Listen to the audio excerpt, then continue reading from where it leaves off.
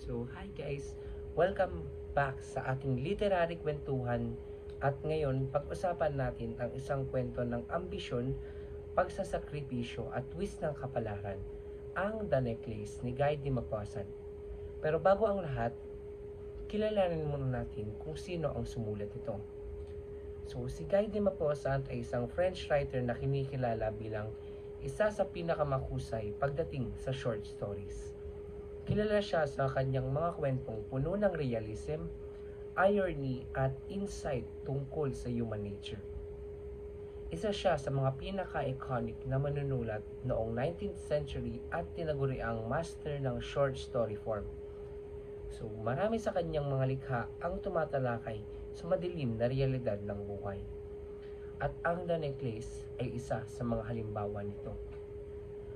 Ang kwentong ito ay pinublish noong 1884 sa isang pahayagan ng France na tinatawag na Le Gaulois.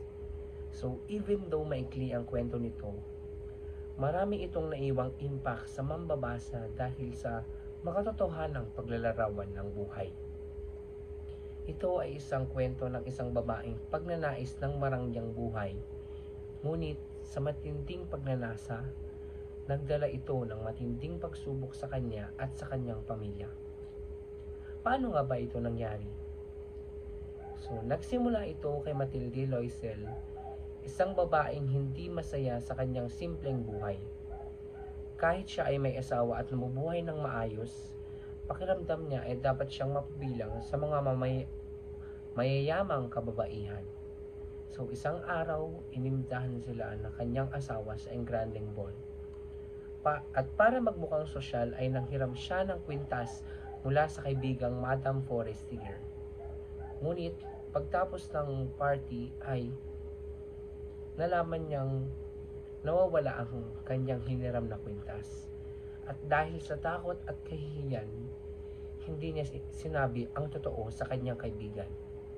Sa halip, bumili sila ng kaparehong kwintas at nagsimulang magbayad ng utang sa loob ng 10 taon, only to find out later na peke lang pala ito.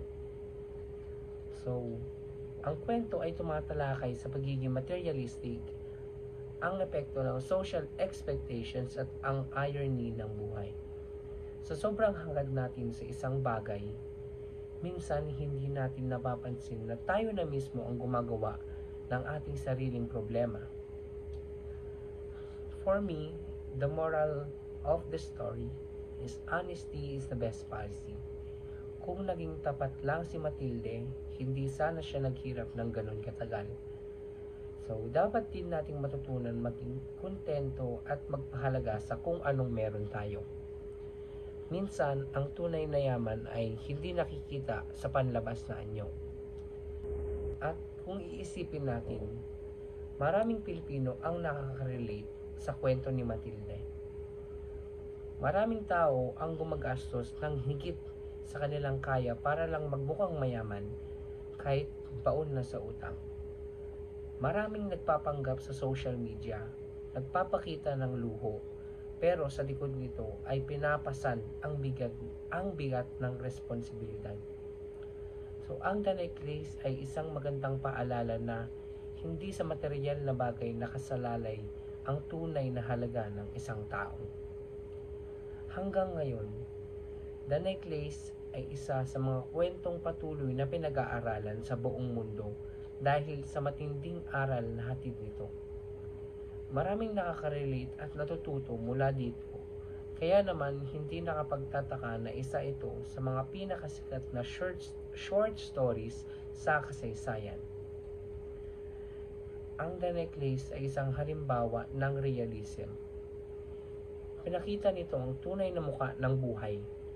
Walang fairy tale endings, walang sobrang drama, kundi isang realidad ng maling desisyon at ang hirap ng pagbubayad sa mga ito.